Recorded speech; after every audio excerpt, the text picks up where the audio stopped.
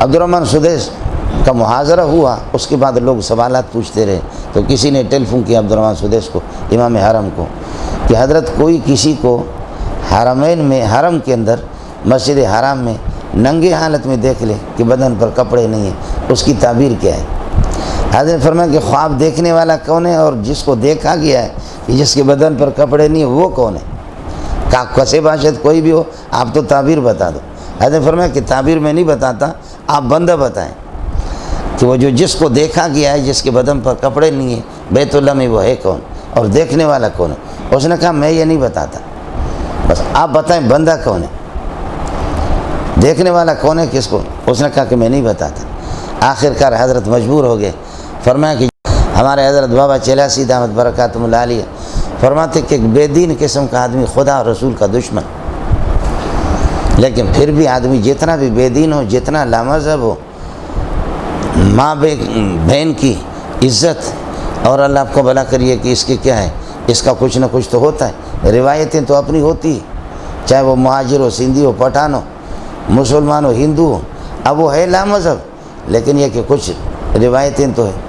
وہ غریب آ کر کے رونے لگا، لامذہب قسم کا، دین کا دشمن، خدا کا دشمن، سمجھے، لیکن آ کر کے حضرت کو بتایا کہ حضرت ہوں لامذہب، ہوں بے دین، اللہ رسول کا قائل بھی نہیں ہوں ان کی عظمتوں کا، جیسے کہ تمہارے مسلمان دوڑ لگا رہے، میں اس کا قائل نہیں ہوں، لیکن اتنا سمجھتا ہوں کہ آپ کے پاس بڑے بڑے لوگ بھی آتے ہیں، وزیر بھی آتے ہیں، جنرل کرنل آتے ہیں، اتنا سمجھتا ہوں کہ تمہارے پاس کچھ ہے، تبھی تو لوگ آ رہے ہیں، پانی میٹھا ہوتا ہے، میرا ایک مسئلہ اگر یہ حل ہو جائے گا تو میں بھی آپ کے جوتوں کو سر پہ رکھوں گا۔ حضرت نے فرمایا بتاؤ مسئلہ؟ فرمایا مسئلہ یہ ہے کہ مسلسل خواب میں دیکھ رہا ہوں کہ میری والدہ کے بدن پر لباس ہی نہیں، اللہ کرے کہ میرے ٹکڑے ٹکڑے ہو جائیں، میرے والدین کو کوئی قتل کرے، یہ تو اتنا مسئلہ نہیں ہے، اس سے بڑی بدنامی کیا ہوگی، کہیں ایسا تو نہیں ہے کہ کوئی دشمن آ کر کے میری والدہ کے لباس کو اتار رہا ہے۔ اس خوفناک منظر کو دیکھ کر کے میری عقل بالکل اڑ گئی ہے، اور عقل جواب دے چکی، اس کا کوئی حل؟ حضرت نے فرمایا کہ حل ہم آپ کو بتا دیں گے، سمجھے، ماں کی انشاءاللہ لباس کو کوئی اتارے گا نہیں، جو اصل لباس، کہ خاتون ننگی ہو جائے انشاءاللہ اس کی نوبت نہیں آئے گی، سام بھی مرے گا، ڈنڈا بچے گا، ہم آپ کو تعویل بتائیں تو پھر کیا ہوگا؟ پھر محمد کے پاس آؤ گے، اللہ کے پاس آؤ گے، سمجھے، جل جلالہ صلی اللہ علیہ وسلم، ان کے پاس پھر آپ کو آنا پڑے گا۔ کہنے لگے بالکل آؤں گا۔ فرمایا کہ یہ بتاؤ والدین زندہ ہے؟ کہا ہاں زندہ ہے۔ کہا والد صاحب بیمار ہے؟ نہیں ہے، بیمار تو نہیں ہے۔ کہا کافی دنوں سے بیمار ہے۔ کہا تمہاری ماں کو کوئی اور اس کی لباس نہیں اتارے گا، کوئی چور کوئی ڈاکو گھر پہ نہیں آئے گا، ملک الموت آئے گا اور آپ کا والد صاحب اس دنیا سے چلا جائے گا، بس اتنی سی بات ہے۔ اور مرنا تو سب کے لیے، اس کو کافر بھی تسلیم کرتے۔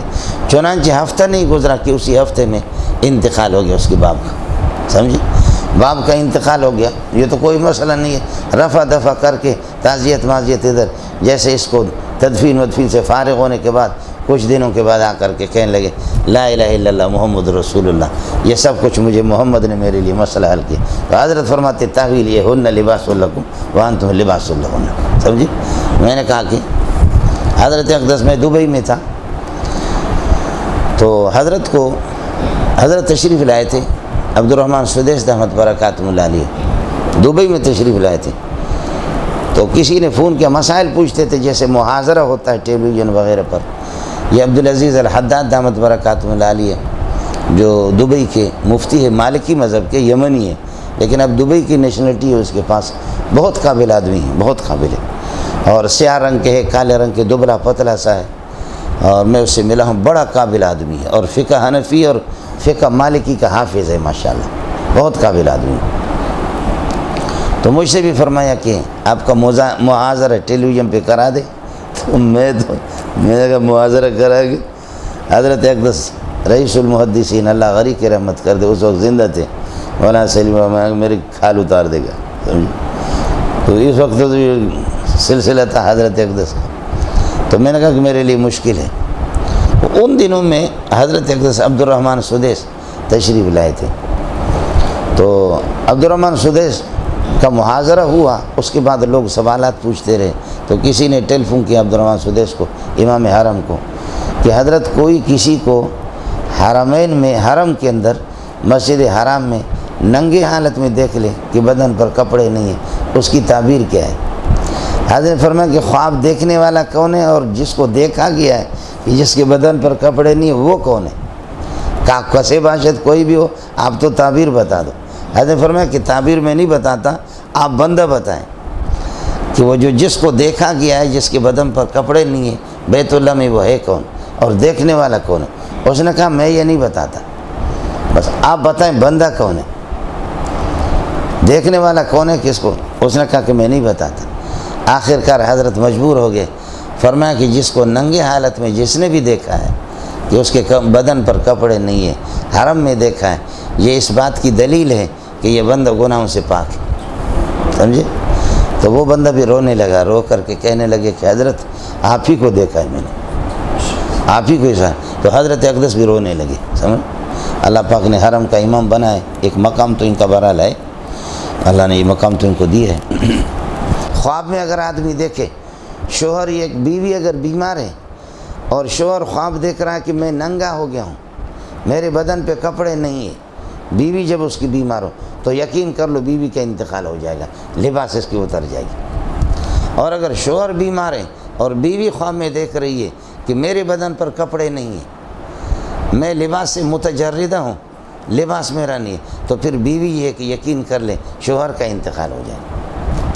ویسے عام آدمی، میں آپ کے بارے میں آپ میں سے کسی کو دیکھوں خواب میں کہ وہ ننگا ہے، یا آپ مجھے دیکھیں، میاں بیوی کا مسئلہ نہیں ہے، بھائی آپس میں اگر ایک مسلمان دوسرے مسلمان کو ننگے حالت میں اگر خواب میں دیکھتا ہے تو وہ جو ننگا اور عاری ہے جس کو آپ خواب میں دیکھ رہے ہیں، یہ اس بات کی دلیل ہے کہ وہ گناہوں سے معصوم، اس کی پہچان یہی ہوگی۔